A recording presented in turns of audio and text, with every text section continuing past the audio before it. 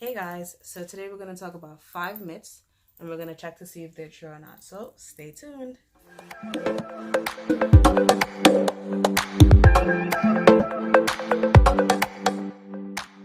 Oh my gosh, guys, this camera is so close. And I'm sorry, but it's charging right now, but it's like, do you need to be any closer? You can see like the beads of sweat dripping on my. Okay. Alright guys, so let's start with myth number 1.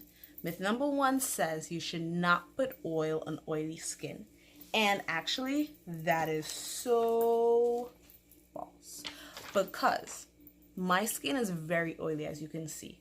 However, your skin needs a certain amount of oil because one, that's what keeps it looking younger, and then it needs to moisturize itself. So if you live in the winter countries, especially right now it's winter time, you need to replenish that moisture with some type of oil, some type of face moisturizer, something to keep it, keep it from drying out basically. So I use bio oil. I don't put that much because, as you can see, it is very oily. And I use that in the nighttime. I use it in the morning time, but I put a very little amount. And it's also really, really good for stretch marks. It helps to fade it a lot. I have been using bio oil. I'm not getting paid by bio oil, but I have been using bio oil for, I want to say, close to maybe 7-8 months now, and it has been really good so far.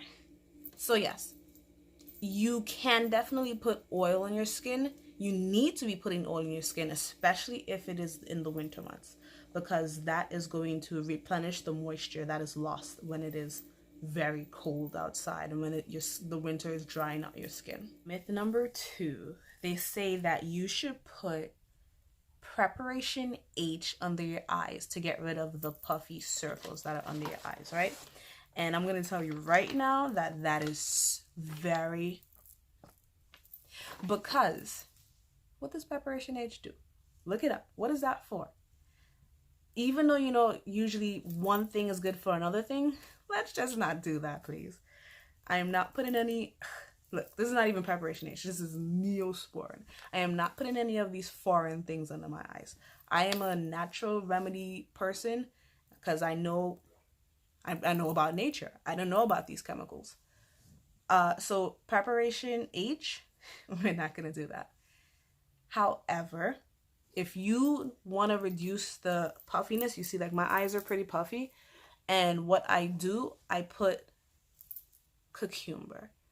But the point is not just the cucumber, because the cucumber has its own vitamins, but it's not just about the cucumber. You also have to make sure you're putting something that is chilled. So even like little ice cubes, which will be a lot harder, but just make sure it's something chilled, and that chilled feeling or sensation is what is reducing those puffiness. I also stay up very late. I do a lot of, busy, always busy. So one thing I also do add to under my eyes is the bio oil, right? So the bio oil, where did I just put that bio oil? Hold on, guys. All right, I found it. So yeah, so the bio oil is also very good for under your eyes. It's good for stretch marks also, which is myth number 3. They say that stretch marks can go away. If you actually are hoping that stretch marks can go away, that one is a little bit tough. It's like a give or take. Some stretch marks, maybe, but to answer the question, stretch marks go away, that is very... So stretch marks do fade over time. They can fade drastically depending on how well you're taking care of your skin and depending on, your body type. Me, when I was having these babies and it was itchy, I couldn't help it. I just had to itch. So I got some pretty bad stretch marks. I remember like within the first month or 2, it was purple, it was dark. And I felt like, oh my gosh, I'm a zebra. It's all marked up. But then after, it's been, 10 years, at least almost 11 years now. So I don't think about that anymore. And even so, I know a lot of people say it's their battle scars, but I just learned to live with it. And I still do put like bio oil. I don't get paid for bio oil. I think I said that, but it's just to make sure. I do put bio oil. I do put the shea butter. And I think that those things really do help to reduce it, because it is not the way that it looked 10 years ago. Or it's not the way that it looked 5 years ago even. It has changed. I think it's just being consistent with these things. I remember, that a long time ago, I would be so upset. I would look all over YouTube. I would look everywhere like, what can I do? I saw you could put like a whole bunch of different remedies. Some of them will work, some of them don't work. The point is, it's not going away. It's gonna be there. You can reduce it. You can make it look a lot less noticeable. You can even cover it with makeup, but it's still gonna be there. So that was myth number 3. I think now we're on to myth number 4. It's a quick video, guys. I just wanted to talk about beauty myths that I kept hearing. A lot of people kept saying, you know what? I know this and I know that. Let's see. Let's really put that knowledge to the test. I've had a lot of conversations with people, true testimonials. As true as they could be, I guess. And, you get to find out what is true and what is, you pick sense out of nonsense, basically. Cutting your hair will make it grow healthier. I don't know if I would necessarily say that cutting your hair will make it grow thicker, longer, faster. So the myth is that cutting your hair will make it grow thicker, longer, faster. And the answer to that is true. So I say true just because when you cut your hair, you're cutting off a lot of the dead ends, the split ends, You're cutting off the unhealthy parts. Your hair is growing from the top down. Remember, your hair is growing from the roots. So you want to make sure that you're keeping the top healthy, but you also want to make sure that you're keeping the bottom healthy. Don't forget that. Don't neglect it. If you are cutting the ends of your hair, you also want to make sure you're not cutting too much. That's the point. Because a lot of times you will start cutting your growth, and that's no good. So, you do need to cut your hair. I cut my hair. Okay, so I make sure to wash my hair at least twice a week. If I could. I make sure to wash my hair at least every 2 weeks. And if I check my hair and I notice that, it has a lot of split ends, I'm getting those scissors right away. I'm cutting it. Now, if you're checking your hair and you notice there are no split ends, your hair is looking healthy, it's not thin at the ends, you don't need to cut your hair. Why? Why bother to cut it if you notice that your hair is healthy? Guys, this camera is so close. I'm not a close talker. So when I see the camera come so close to me, it's like, whoa, back it up, back it up. All right, sorry, back. Tip number 5. Myth number 5.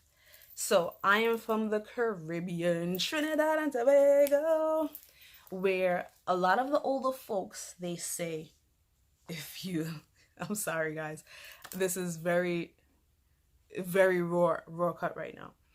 So a lot of the older people would say, when you brush your hair and you get those, those wads or whatever the correct term is, of hair in your brush, you're supposed to take that, you're supposed to bury it under a tree, and then you're supposed to pee on it. But I kid you not, I have tried it when I was younger, and I know a lot of my family members have tried it also. Did it make a difference? Is that myth true? That myth is so false. Because think about it. It's like, really? I know pea has a lot of vitamins, but really? And the fact that I used to believe that when I was younger, like, really though? So no, please don't do that. I highly doubt that that's going to do anything for your hair. It's just a myth. Point blank, it's just a myth.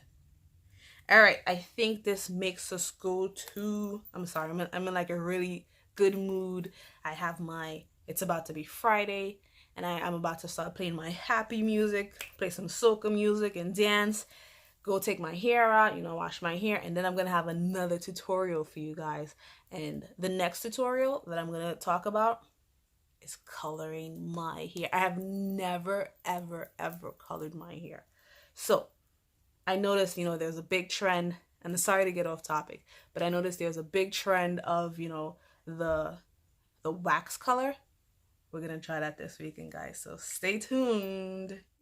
Alrighty, guys, so the bonus myth is that shaving, if you start shaving right now, in about a few days, they say your hair is gonna grow back really fast, and it's gonna grow back really thick, and it's gonna grow back really long. You know, all these things like that. These things are not true. They're just myths. And I say this because, you know, having used these products, having shaved, having used Nair, having, you know, waxed and all these things like that, you can clearly evidently see which one grows back faster and the effect it actually has on your hair, right? So when I shave, it grows back really fast. It does. It grows back within a week or so. You start to feel all that stubble and all, you know, all those things like that. However, it's not growing back any thicker. It is not growing back any longer. It's the same way that it was before. It's just basically growing back faster because when you use the razor, it's not getting under those hair follicles. Versus when you use Nair on the other hand, you know, it really gets very close to your skin. I'm not too sure about those chemicals though. But it gets very close to your skin and the hair takes a little while longer to grow back. Same thing with the wax. That wax, kudos to you if you do wax. But when you're ripping off that hair, that hurts. And it does take a little while longer to grow back. However, the point is, the myth is that it's not growing back thicker. It grows back faster, but it's not growing back thicker or longer. Alrighty, guys, if you like this video, if you feel like it was inspirational, it helps you out in any way, don't forget to like and subscribe. And I'm trying to grow the channel because, as you guys see, it just started. I just launched it. However, I want to say by next month, I'm going to start running a giveaway. We love giveaways. And I'll tell you what that is later on. But I'm going to be posting videos every Saturday. I do work full time. And you know, I'm a mom and all that. So it's a little bit tough, but I will make sure to have videos for you guys every Saturday. And as soon as I can, I will increase those videos to at least 2-3 times a week, right? At least 2 times. But as I said, if you like this video, thumbs up, leave your comments below. Let me know what I should add, you know, just let me know your comments, your thoughts, your concerns. Thank you guys.